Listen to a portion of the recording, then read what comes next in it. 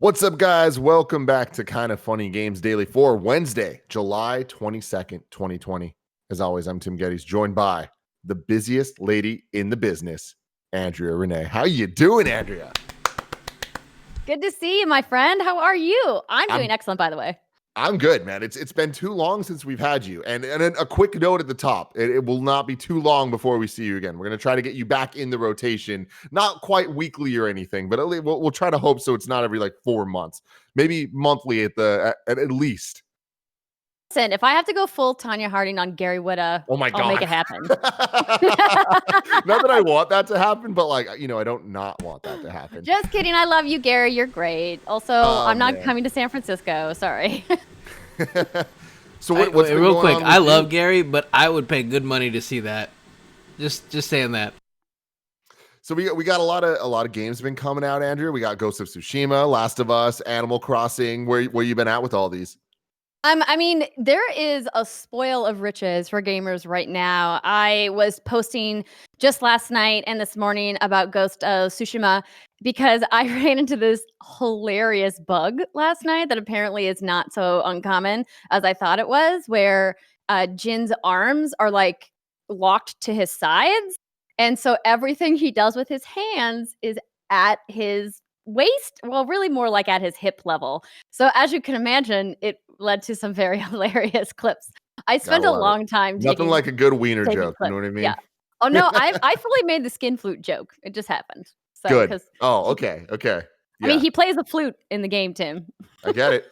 You take A plus B. But I've been loving Animal Crossing too. I've been spending a lot of time in that game. I had mentioned that I was yelling at John about all of the things I see in Ghost that are actual items you can get in Animal Crossing because there's a lot of them. Mm-hmm. And I'm actually streaming Animal Crossing later today with Felicia Day on the What's Good Game channel. Fun. Oh, she's disgusted by Kevin. Yeah. Well, we were. Story for another Kevin. Time. She said she was like, "Oh, no, thank you." She said she'd apologize next time she was on the show, and then she refused to be on any of her shows. So, you know what I mean? So who knows? Is she a bad person? I don't know. Let the people decide. You know what I mean? Also, is Animal Crossing good? Should I get it? No. Yes. I held out for a long time, Kevin. I was like, this Animal Crossing thing is not for me. And then I was slowly worn down over weeks, and then now I'm all the way in. I'm obsessed. It's a problem. Multiple nights until 3 or 4 a.m. It seems it's like the kind of game I can get into. Yeah, it's what I love about it, particularly right now, is that it's just so relaxing to play. And I need sometimes a game that doesn't require me to have, skill. Mm-hmm. I can just literally just run around and dig stuff up if that's all I want to do. Yeah, that's fun. But Andrea, this is a big day. Kevin, what's going on over there? The vacuums were emptying the jet. I was gonna turn the mic on and be like, "Oh, sometimes I go in the backyard and dig myself." Yeah. Great. But instead, you just turn it on when the vacuum is emptying itself. What life do you live? I need to expose Kevin Coelho right now. Right before we went live, Andrea and I are talking. He's like, hey, man, at some point, I'm going to need to bounce out for a second because a dumpster is being delivered to my house. Who the fuck gets a dumpster delivered to their house, let alone in the middle of a show? I mean, I don't you must be doing some work on the house. Is that what's happening? Yeah, it's major construction going on. Great. Also, I made the best bagel ever. Bagel sandwich. Anyways, we're not talking about your goddamn bagel, Kevin. We are talking about all the video game news because this is Kind of Funny Games Daily each and every weekday right here on twitch.tv/kindoffunnygames. We come at you live with all the nerdy video game news that you need to know. It's a huge Xbox week here on Kind of Funny. Today at 2 p.m., Greg's going to be streaming the Summer Game Fest demo event. He'll be playing a bunch of demos on the Xbox Lives. I don't know what I said on Xbox Live. Come tell him what you want to play. Be in the chat, hang out. That's going to be a good time. And then tomorrow, it's all happening, ladies and gentlemen. We're reacting live to the Xbox Game Showcase alongside the Xcast host, SnowBikeMike. We're going to be talking a lot about that stuff in this show, so stay tuned for that. And then there's another post show going on. Andrea's doing the official Twitch post show for the Xbox Showcase. Excited to announce that today. I know that Twitch Gaming has been streaming a lot of these summer events in lieu of an official E3, and they reached out and asked if I would like to host for the Xbox event, and I was like, I love Xbox, let's do it.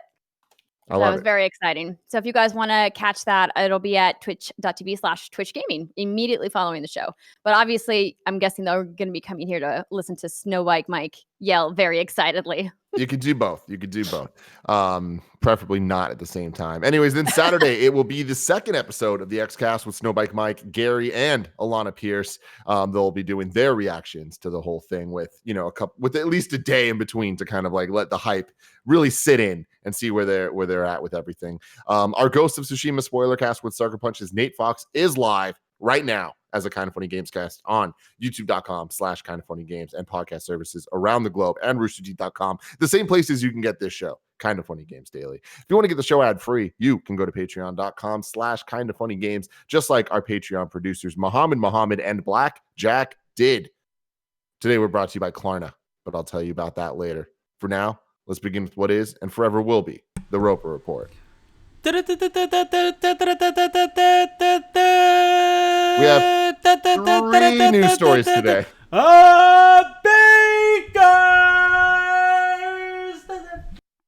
Thank you, Kev. Thank you. Oh, Kevin, I missed you. I know, right? It's just it's a beautiful thing with Kev. We got some crazy stuff today. Very exciting stuff. The big story of the day: Halo Infinite box art has been revealed. Everyone's losing their minds, including me. Andrea, top level.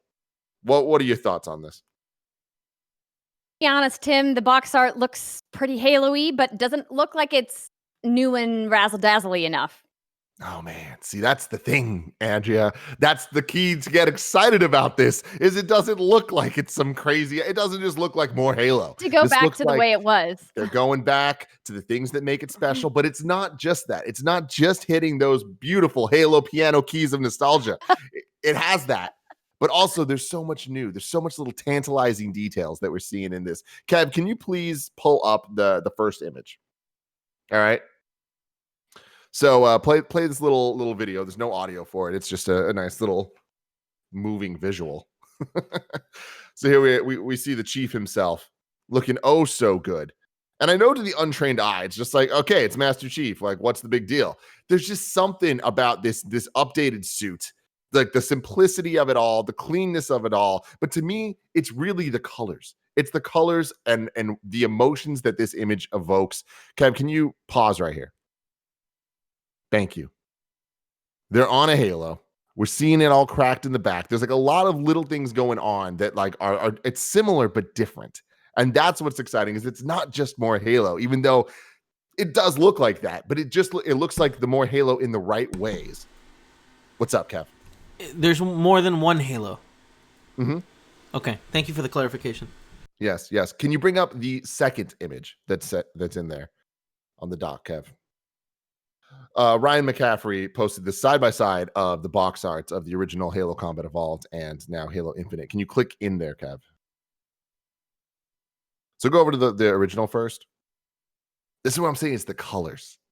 The colors are what are really hitting me, because we see the box art for a lot of the other Halo games, and like there's been kind of an evolution over time, and they do get a little bit more modernized. And like once you get to like Halo 5, it straight up looks like a modern game. I love that this is definitely trying to go back to the simpler times, the classicer times.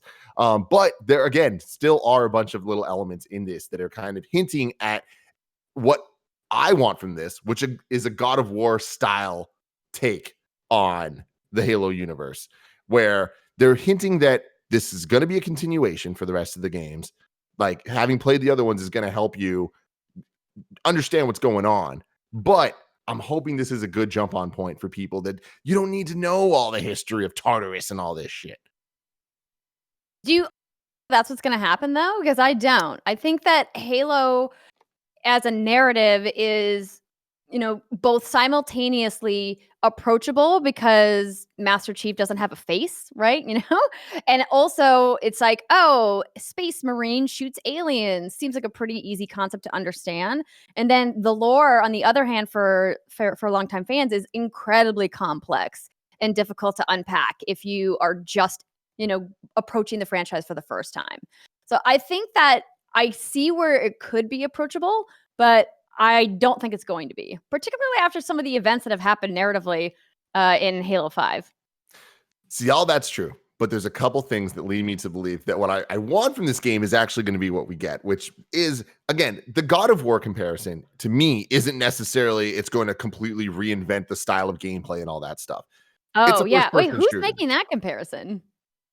I feel like a lot of people, because like looking at God of War of how it like completely revitalized what that franchise could be.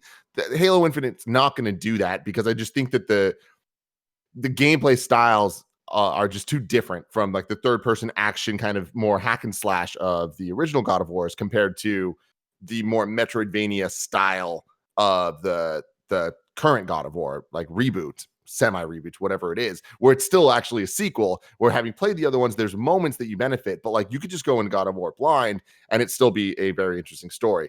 I want to get into this because there's some interesting details here. Okay.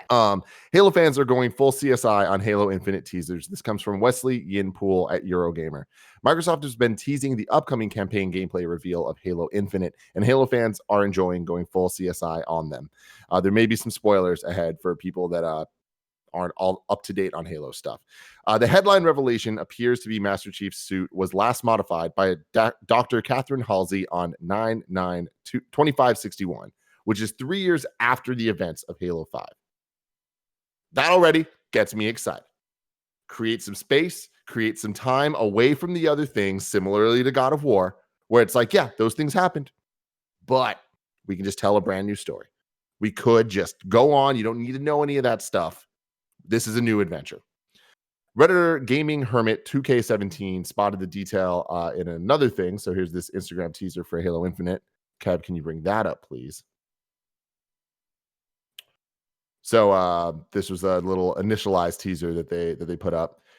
For the uninitiated, Halsey is the problematic creator of the Spartan 2 program and the Mjolnir armor the Spartans wear. She kidnapped kids to be turned into super soldiers. And that's all previous lore stuff. We've dealt with that in a lot of the other games and books and what have you. As we know from previous trailers, Infinite begins with a pilot finding Master Chief floating in space near a mysterious Halo ring. The new design of Chief's armor is more in line with what we saw in Halo 2 and 3 rather than Halo 4 and 5. She's still knocking about then, at least 3 years after the events of Halo 5. In that game, Master Chief's reunited with Halsey, who I suspect has a decent chance of playing a villainous role in Infinite. Speaking of Master Chief's armor, players are having a close look at the new design, which has been shown recently in new teasers. Kev, please bring up image number 4. So yeah, again, it's very reminiscent of the older styles of suit, which is really cool, especially because, you know, Halo really kind of split its fan base with the whole, you know, Bungie to 343 thing. And that's not necessarily a bad thing. I think that, you know, 5 is kind of looked at as more of a negative experience, but the campaign of 4 people did really like, and it did modernize. Excellent. It modernized the franchise a bit, and it took it in a direction that not everyone was happy with, but a lot of people were. I do think that there is a middle ground somewhere that honors the entire legacy of the story of these things. But again, when I say what I'm looking for, the God of War style stuff is, without spoiling stuff from God of War, is like there's moments in that game that go back to things that happened in the original trilogy that if you knew what they meant, it really hits you. If you don't know, the game does such a good job of presenting this thing having meaning with context that it doesn't matter if you played them, it still hits you. And I think with Halsey, you don't need to know all of the past. This game's going to tell you. This game's going to make her a villain that you're going to want to fight. And I think that that's kind of what matters the most to me, is honoring the legacy, honoring the lore, but making this an experience that stands on its own, both narratively and from a modern gameplay perspective. Meanwhile, Halo fans have zoomed in on Master Chief's visor to get a close look at some unknown enemy, potentially a brute wielding a gravity hammer. Kev, if you can bring up the 6th image here. People are speculating this could be the enemy Hyperus, the new leader of the Banished, based on the recent Mega Bloks leak. It certainly looks like it. This Halo shit goes so deep. The teaser they put out a couple weeks ago had like a villain from Halo Wars 2, which I didn't play, but I did watch a lot of the cinematics on YouTube because they are beautiful, as they always are with these games. Some other weird things people have noticed are you can see a grappling hook on Chief's left arm in the image below. Kevin, sorry, can you go back to the 5th image? Yeah, so you can see some grappling hook thing, which is pretty cool. And I know that that's another divisive thing where some people are like, no, just go back to it being fully classic. And some people are like, no, we need a little bit more maneuverability. Even in Halo, the franchise, like sprinting has been a thing of contention.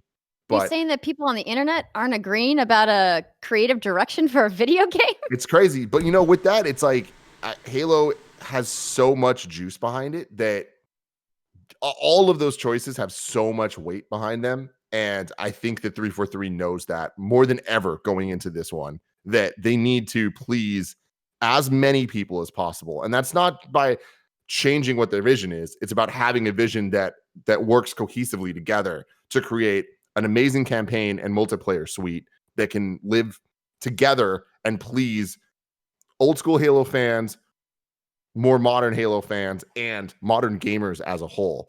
And especially this being the showcase for the Xbox game showcase tomorrow. Like, there's a lot running on this. Like, the Halo franchise goes back to the origins of Xbox. We all know how important it is to Xbox, but even like the Halo 2 campaign debut at E3 in 2003 was one of the most iconic E3 moments of all time. And for that game to have delivered what it did, and then of course adding online and of course pushing Xbox Live forward and all that stuff, like Halo, it's been a while since Halo has been a console defining experience. Halo 3 had its moment when it with pushing the 360's live features, right? But it's like Halo 4, Halo 5, and the like kind of have just been video games, not so much landmark tentpole moments for Xbox. I definitely agree that Halo 5 didn't set the world on fire the way I think Microsoft really wanted it to. I think Halo 4 was a lot more popular than maybe you're remembering it as. When I was at Machinima years and years ago, we actually voted it as Game of the Year.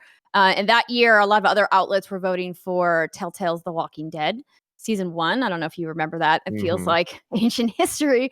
But I'm with you that Xbox really needs a console-defining exclusive because Sony has just been coming with nothing but the hits over this generation, and Xbox just really hasn't risen to the task of meeting them with their first-party games in particular.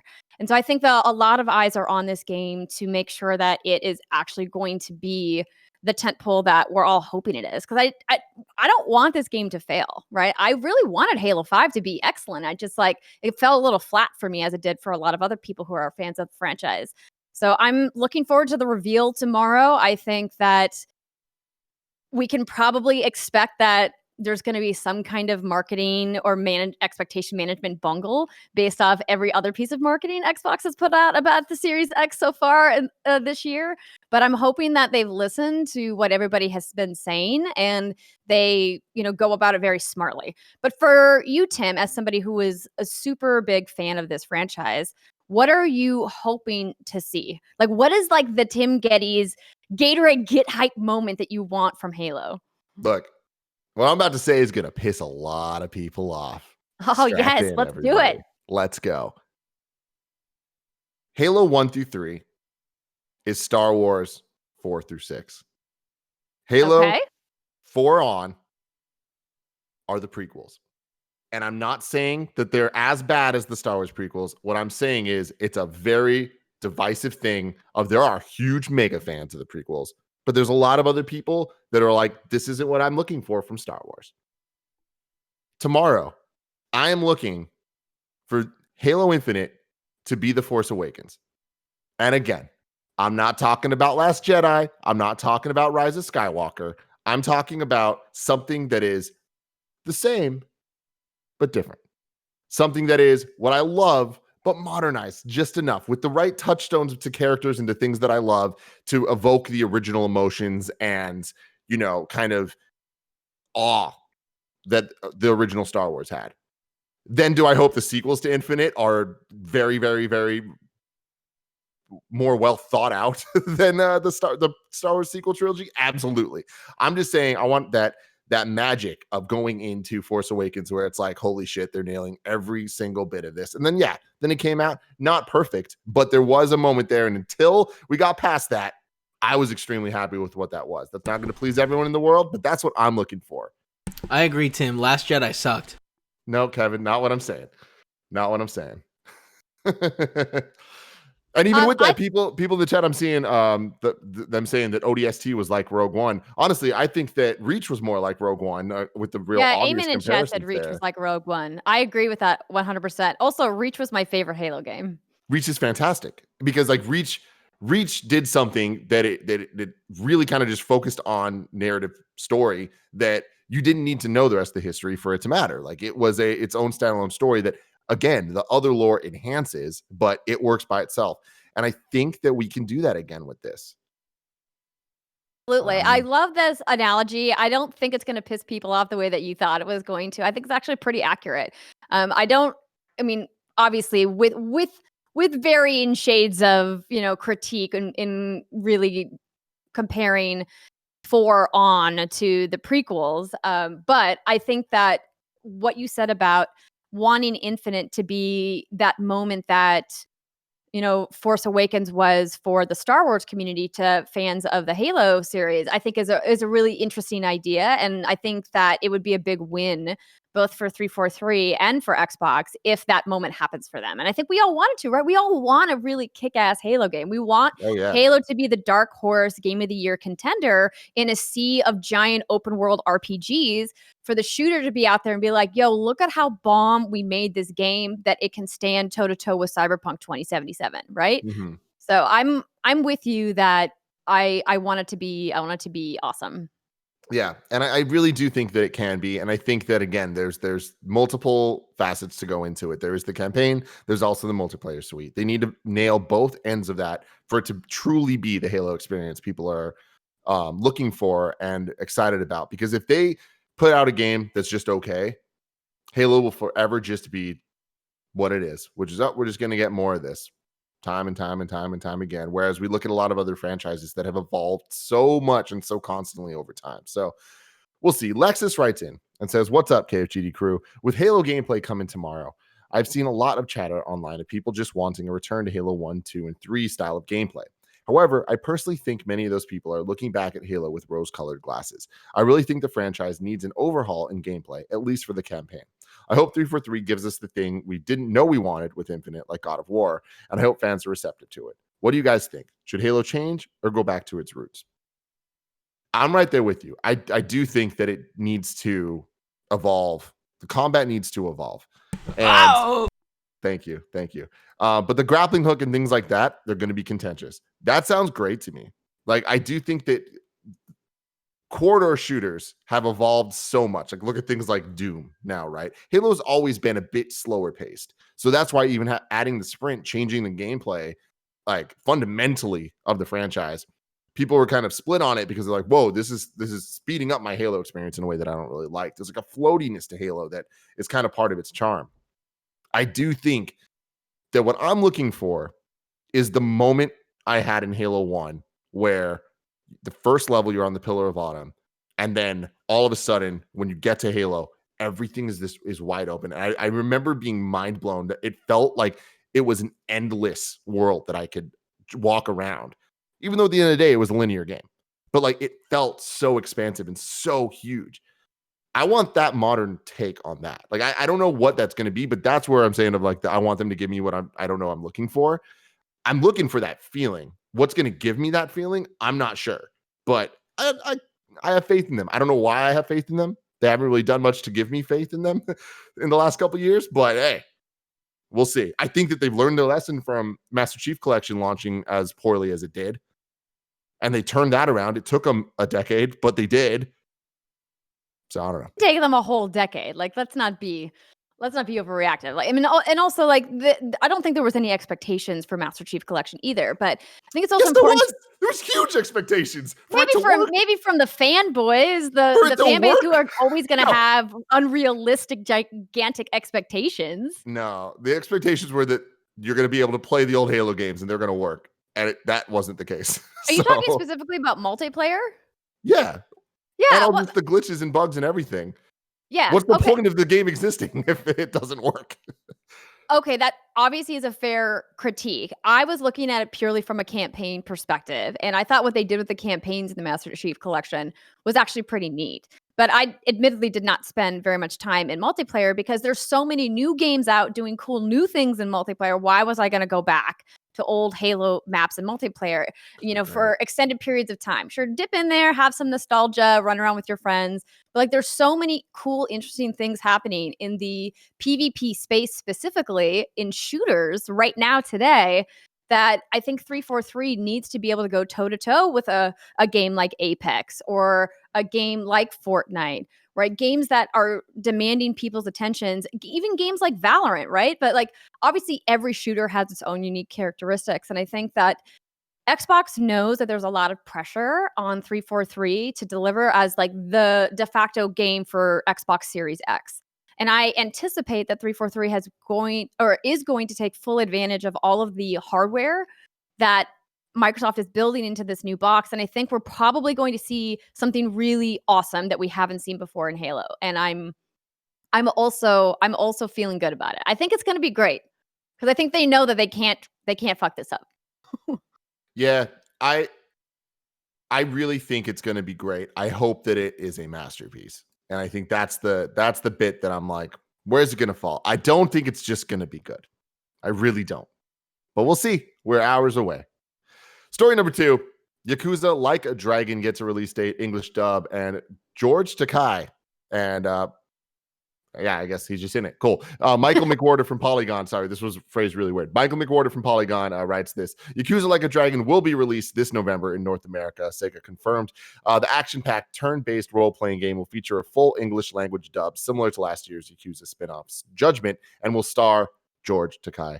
Takei will voice Masumi Arakawa, a powerful patriarch whose disillusion of the Tojo clan's Yakuza empire sets into motion the conflict at the heart of Yakuza Like a Dragon.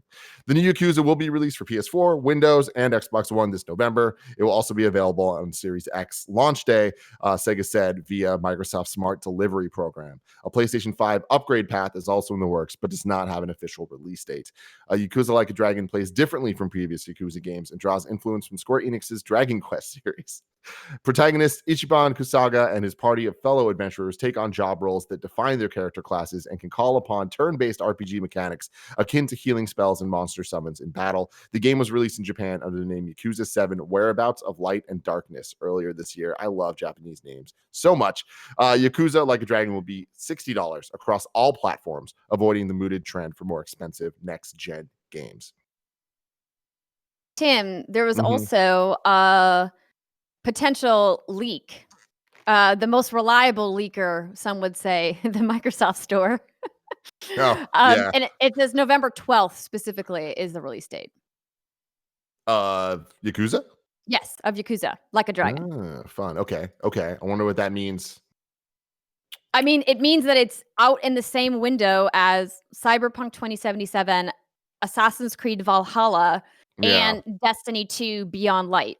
And now we have Yakuza Like a Dragon. But I mean, I think it's Yakuza different audience. That's going to be fine. Absolutely. Yeah. But I'm very interested in these next gen console release dates as we get so close to this, because that would be potentially a week away from the actual launch of whatever the consoles are. What do you think about this theory of the Xbox Series X launching on 11/7?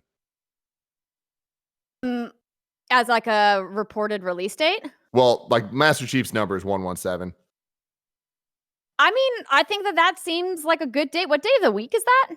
I think it's a weird day for Microsoft, but like, what do they care? I mean, they care. If you get the fun marketing out of it, like.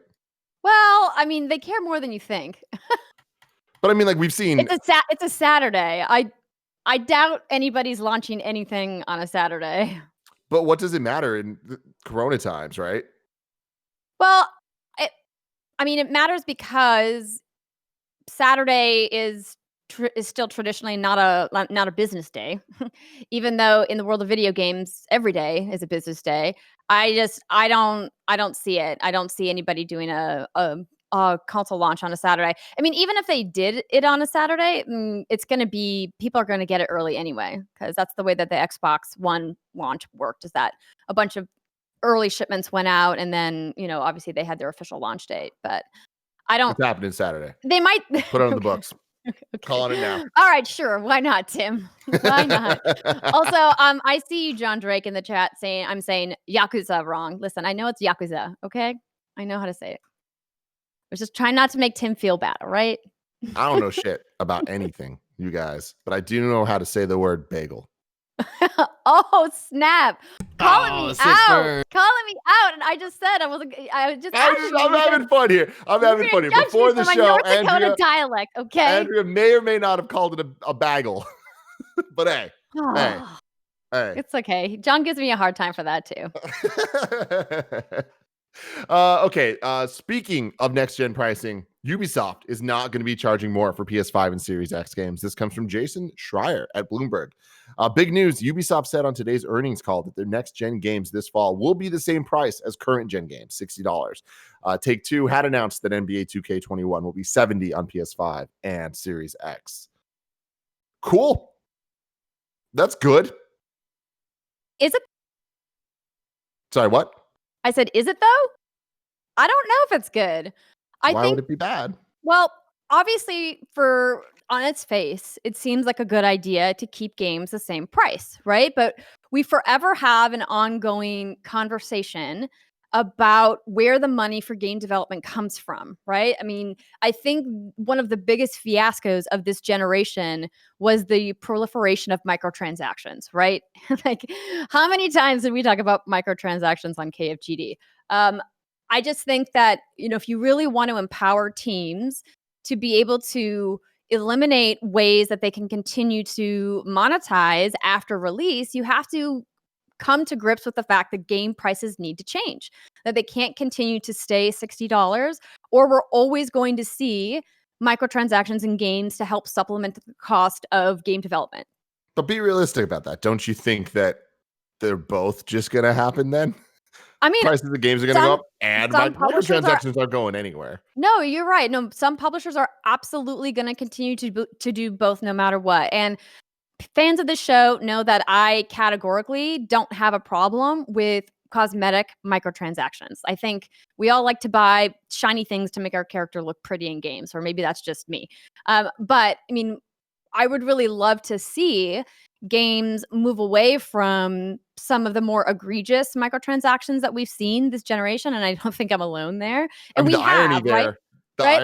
is that NBA 2K21 is the one that's going to be $70, and they're going to have the most egregious microtransactions. I mean, but that's a Take-Two interactive business model, right? I mean, that's just the way that they do business. They have the most successful video game of all time, and they're like, we can charge what we want. I mean, that's that GTA attitude. So, and I love that some developers are like, yo, we don't need that. And Ubisoft is saying, we want to make sure that we keep our games the same price. But they're a very successful publisher that can do that. And I think that Ubisoft is an example of a publisher that has put microtransactions in some of their games that are not egregious, right? I bought tons of cosmetics for Cassandra and my steed in Assassin's Creed Odyssey because I wanted to, right? Mm-hmm. Same with like Rainbow Six Siege. I like buying charms for my guns and things like that. But I don't know if every publisher can do that. I would guess not. And I think that this idea that games can continue to be $60 is something that we're going to have to grapple with at some point. Yeah. And even Ubisoft, the phrasing here that at least for this fall, they'll be the same price. Like, I wonder if at some point this will shift and change, especially as the necessity for cross-gen kind of dies down in 3 years, let's say, when it's like it doesn't really matter about the smart delivery because the majority of people that are actively buying these games will have probably moved on to at least one of the next-gen consoles or moving into xCloud entirely or whatever it ends up being. But I do think it's interesting. What I would love to see happen is as we march towards this all digital future, that the price of physical production and manufacturing, shipping, all of that whole piece of it, that is part of that $60 when you buy a game at a GameStop, at a Walmart, wherever, is now then put back into development because they're saving it on manufacturing, and so that they can hopefully bring down some of the more egregious money grubbing techniques that they've used in other ways. So that's potentially a way to offset, the rising cost of game development by saying, well, we're actually saving money by not having to manufacture print discs and ship them because people are increasingly opting for digital versions. Now, the other piece of that, of course, is people who rely on physical copies of games to be able to like resell them or share them with friends, which you clearly cannot do with digital codes. And we routinely see physical copies of games go on sale and their digital counterparts stay at the same price, which is a whole nother issue to deal with.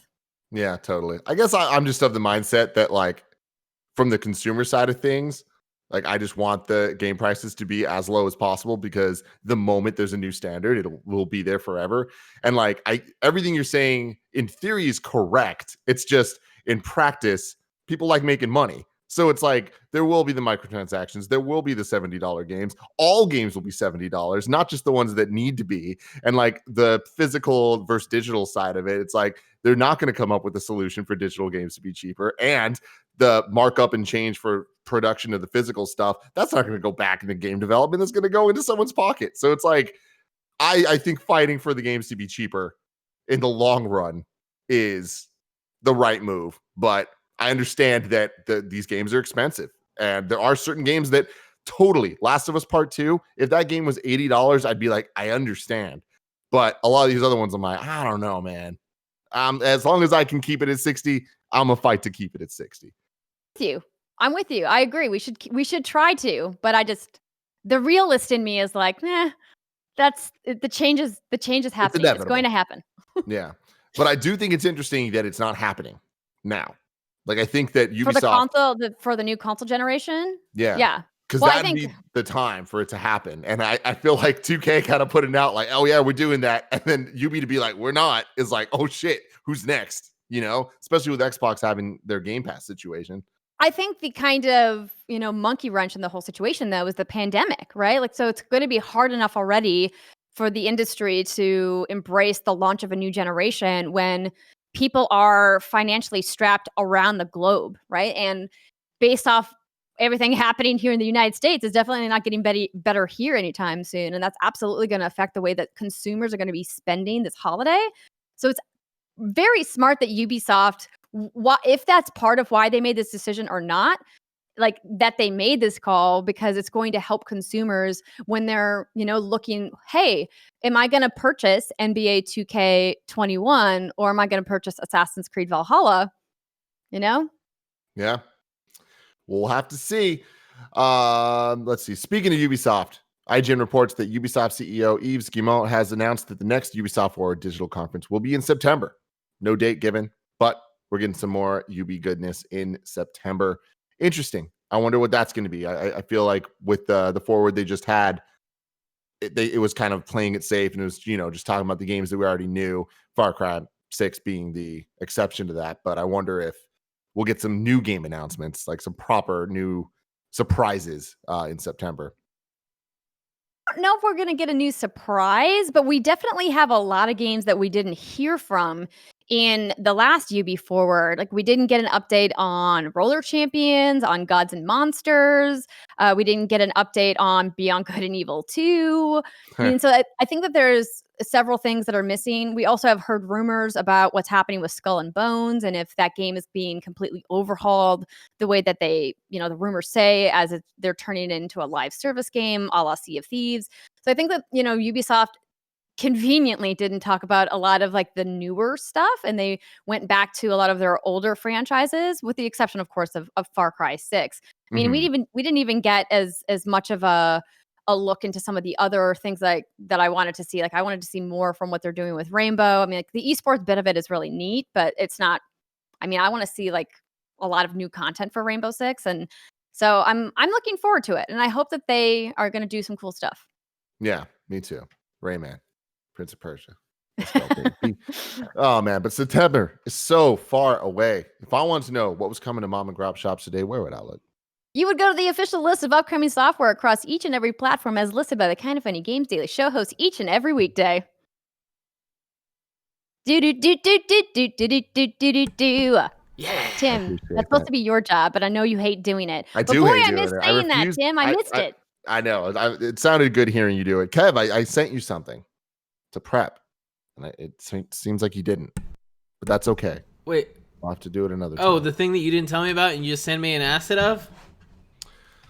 Yeah, what a crazy thing to send the producer of the show something in the but channel. not even have a conversation of when, producer like, now? Is that what we're calling him? Yeah, it is. It is. Anyway, out today. No, it's happening now. You can't hear it. No, don't do it now. Don't do it now. What? Like, let's save it for another time then. But we got Creeks coming on PC and Mac. We got Necro Barista on PC. We got Aircraft Evolution on Xbox One. We have Dragon Marked for Death on PlayStation 4. Rainswept on Xbox One. Vagrus, The Riven Realms on PC. Doctor Autonomous on PC. Booth on PC and Mac. Cosmos on PC. Kebab Simulator. What the hell could that be? On PC. The Impossible on PC and Mac. Dungeon Scale on PC. Cyber Complex on Switch. And PUBG Season 8 now live on PC. None Kebab of those Simulator sound like something I is wanna exactly play. what you think it is. You make kebabs? Yes. So I pulled up a trailer, a demo trailer from August of 2018. And when you get to the middle of it, you get to like a restaurant of some kind, and you're literally like pulling spices and seasoning the meat. Cool. Okay. And that's not a euphemism, Tim. I love meat.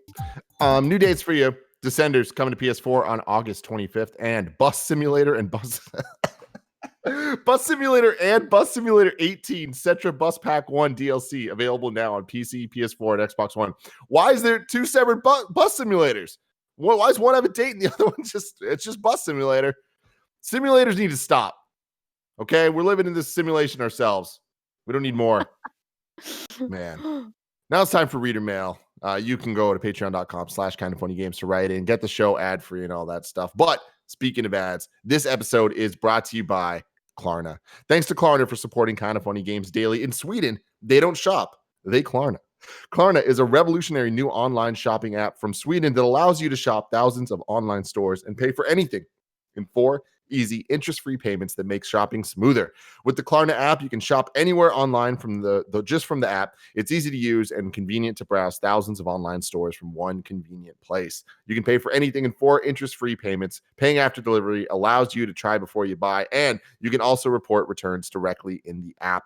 You can also get the best deals with customized price drop alerts on items you've saved to your wish list. It's always good to shop smarter and save. It's super easy to find what you're looking for and get it all set up. I tried it and I was very impressed by the KLARNA. KLARNA is a smoother, friendlier, Swedisher way to shop online. It's the one-stop shopping app for browsing, buying anything online, all in one app, and allows you to pay for anything in 4 easy, interest-free payments. Download the KLARNA app today. That's KLARNA, Swedish for shopping. KLARNA. Let's get to the reader mail. What's good, guys? All right, I'm going to be real. Last week, DJBradChill wrote in about Keighley being skewed towards PlayStation. And I was wrong, and you guys were right. Because holy shit, the hype I've seen this week for the Xbox Showcase, and Halo Infinite especially, has me feeling like it's actually a console launch year and not this crazy world where I'm worried about some dumbass not wearing a mask in the middle of a pandemic. The box art looks dope. The Banished being a major enemy faction is dope. The callbacks to Combat Evolved are dope. So I'm at the point of asking myself and you guys, what could Xbox show tomorrow that would kill the hype for Halo Infinite? Why, Brad? Why do you want us to like talk about what could like make us sad? What? What's that about? My answer, like, not to get too redundant for what we were saying earlier, but I think if it gets too bogged down in the details of Halo lore, that's where it's going to lose people. Like, I think that if this game could have just been called Halo 6, I think there's going to be a problem.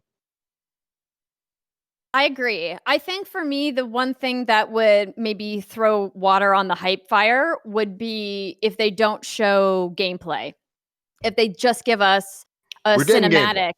Yeah, no, we definitely need gameplay. We need extended gameplay. I'm not talking about 2 or 3 minutes. I mean, I want like a solid like 7 to 10 minutes or more of Halo gameplay. This is their big splashy title. They need to spend ample of time on it. Like, I remember the year PSX opened with The Last of Us Part 2 gameplay.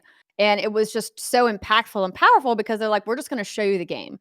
Right. And like, I think that that's what they need to do. And I really hope that it's part of the plan, because if they just come out with a cinematic, it's going to be cool to see, of course, but it's not going to be enough. Mm-hmm.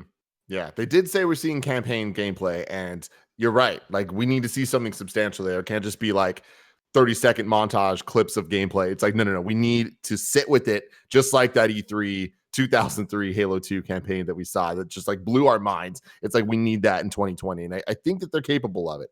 I'm very interested in how long this thing's going to be. I don't know if we've gotten actual confirmation on, is it just an hour event? Is it an hour and a half? Like what are we looking at? Because I think that'll be very telling of how much Halo specifically will get, because they're being very specific about their wording on this, where there is a focus on the Xbox game studios.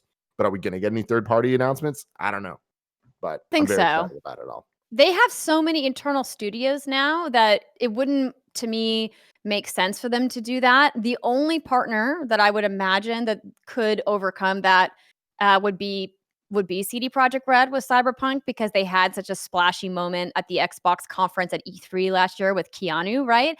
So I think like that would be a good way to bring a partner in, but I really hope they don't. I hope that they just focus on their first party studios, because there's a lot of their studios we haven't heard from. It's like, give your studios the time to showcase what they're working on. Where I'm at, it's like, it's interesting because that's true, but I also don't think that a lot of their studios are even going to be ready to show their things, because a lot of them are still new. I think that there's some bigger stuff that I would love to see. I'd love to see what the initiative's up to, even if it is a tease for a game we're not going to get for 4 years. Like I think that's important for Xbox to have this kind of unicorn moment for us to be building towards. But with that, it's like, you can't look at Xbox's show as just its own thing. The PlayStation event happened last month. People are going to compare the two. And PlayStation came very hard with the first party titles, from Spider-Man to Horizon to Ratchet to Gran Turismo, all of that. But they also had third party games of consequence. Resident Evil 8, Square's Project Athia, all the Bethesda titles that we're getting exclusive, whether it's timed or not, we don't really know right now. But like with Deathloop and with Ghostwire Tokyo, I feel like that's a lot of consequential third party titles. Absolutely. And I feel like Xbox in comparison could look pretty tame if they don't have something like that. I'm not saying that many. I get that the quantity is like pretty high on the Sony side right now, but I would love to see Halo, but we know we're seeing Halo. You know, I'd love to see Fable. That'd be awesome. I'd love to see like a couple of these big things that are rumored and talked about. But I do think that it for this event to be like, holy shit, like there needs to be a couple things that we're not expecting from it. But that's only for it to be like 10 out of 10. I'm fully expecting this thing to be 8 out of 10. That's great. That's all that they need to do. This event doesn't need to revolutionize the world. This doesn't need to be the best gaming event of all time. This just needs to prove that Xbox has a place in the industry. And I expect them to do that. I think that they're more than capable of bringing that tomorrow. Condor's Gondor says, greetings, Tim and Andrea. The Xbox Demo Fest kicked off yesterday with hundreds of upcoming demos joining the Xbox Store's demo page. However, the page seems hidden / needed to be sought out. While you can argue this is bad promotional execution, does this raise concerns over Xbox's dashboard layout? Thanks for all you do, Andrea. It's great to have you back. Thanks. I don't know how to, I don't even know like how to answer this question. Like, I think it's, Xbox has done a lot of work over this generation in fixing the UI of the dashboard. And I would really like them to take some inspiration from the 360 dashboard, because I really enjoyed the 360 layout a lot more. But I don't know. I don't think that UI design isn't like at the top of my list of things that are concerning to me. Yeah, it's pretty high on mine. And it's pretty bothersome, where it's like every time I turn the Xbox on, I'm just like more confused than I should be about going from place to place. And like, even just like the pause menus and the way the systems work, I'm just like, it's that one little hurdle that I'm like, and I don't want that from games. And I do hope that next gen totally seems about convenience. It seems about like solving all of the little kind of annoying things about games. So far, nothing's blowing my mind where I'm like, oh my God, this is next gen. To me, next gen looks like, the load screens are going to be quicker. That's nice. And that's all I need. But I do think that the UI goes a long way with that. And from what we've seen, Xbox isn't changing its UI going into next gen, which is kind of a bummer to me. Not the end of the world, but little promo here. Greg is playing these games today at 2 p.m. right here on twitch.tv/kindoffunnygames. So check it out. Let's see if Greg can find them. That'll be the challenge. So that'll be the demo number 1 is Xbox's UI. The shade.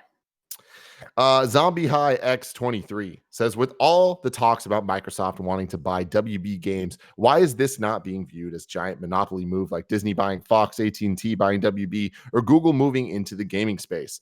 Shouldn't this be a little concerning?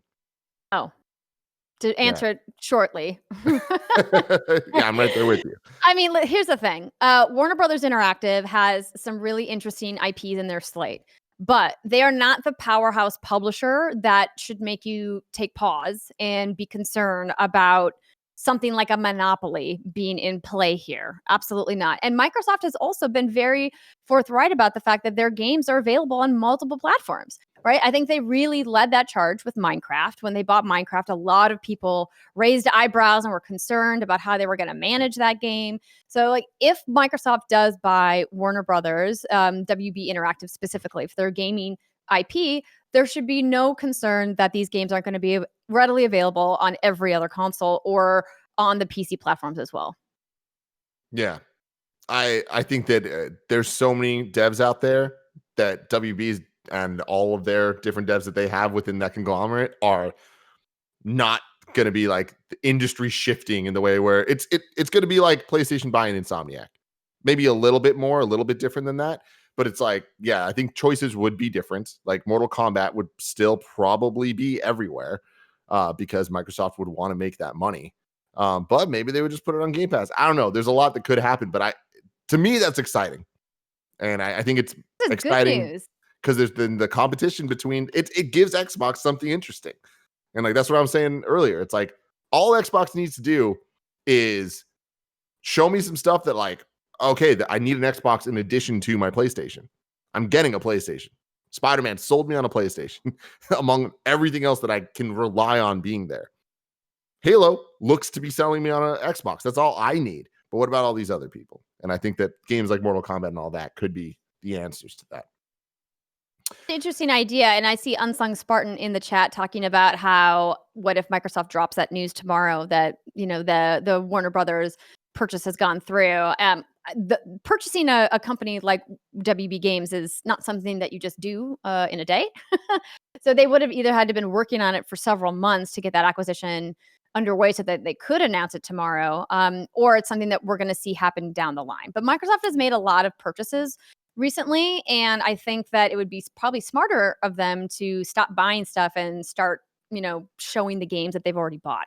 Like, we don't need another THQ situation on our hands where they have like over 200 IPs, but they only release like 1 or 2 games a year. That's like, well, what are you doing? Just like sitting on this dragon pile of IPs. What are you going to do with them all? So the difference there is that if they bought these guys, it wouldn't just be IP; it'd be buying the teams as well. Yeah, so it's like the game, like it's not like some of these the team or the whatever like teams that they've created that it's like, oh fuck, now they have to start doing this. It's like these teams have been working on something already, so they'd be buying that. I agree with you that it's like I don't think it'll be ready by tomorrow. More than that, they've made it extremely clear that tomorrow's just about games. It's not about business things. It's not about services. It's not about anything else. So I don't think that we should expect any of that talk. In fact, I'd be very surprised if they were lying to us, because that would be, we're in a world of transparency, meaning more than ever right now when it comes to these showcases, where every single promotional tweet, promotional word that they put out about these things is scrutinized.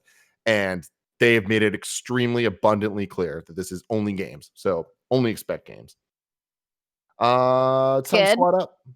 You can go to patreon.com/kindoffunnygames if you want to play some games with the best friends out there. Jason writes in, he's playing on Stadia.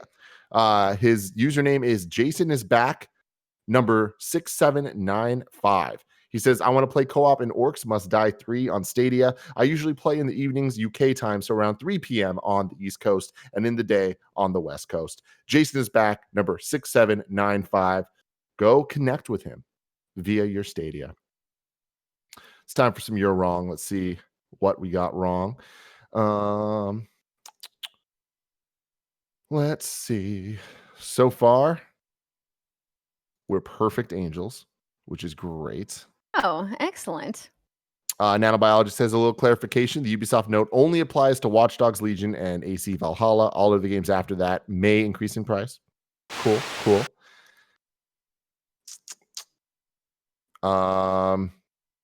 Il Grill Chill is saying the Xbox event is scheduled for July 23rd from 9 to 10 a.m. So, okay. So if they're saying it's an hour, interesting. That sounds about right.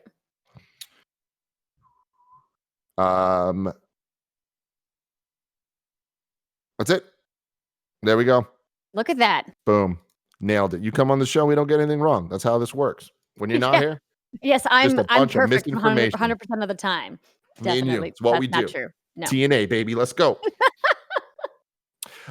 Ladies and gentlemen, tomorrow's hosts are Greg, me, Blessing, Andy, and SnowBikeMike, because Games Daily tomorrow is going to be the post show to the Xbox game showcase. Very exciting stuff. We figured with the timing and everything, it's like, why double up on all this info? We know what we want to talk about. We're all going to be there. Right. Let's go. Let's get hyped. Then Friday, it will be Blessing and Greg. I'm sure that will be a banger of a show as well. Again, everybody, go follow Andrea. What's Good Games? You just launched What's Good Wine. How's that going? Surely. I wanted to keep it a passion project, something that I didn't feel the pressure to create content on a schedule.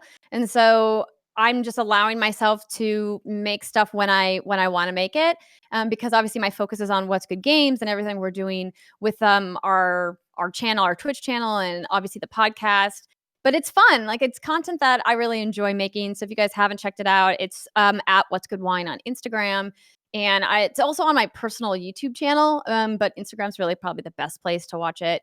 And I'm trying to kind of figure out, what I want to do next. I have an idea for a video that I'm probably going to shoot sometime either this week or next week. But yeah, it's fun. I like it. It's a great time. Go check it out. What is that? Instagram.com/Andrea Rene? My personal is Andrea Rene _. And then the What's Good Wine is at What's Good Wine. Boom. Well, now it's time to get to the post show for patreon.com/kindoffunnygames supporters. Andrea, thank you very much for joining us. Till next time. Hey. Love you guys.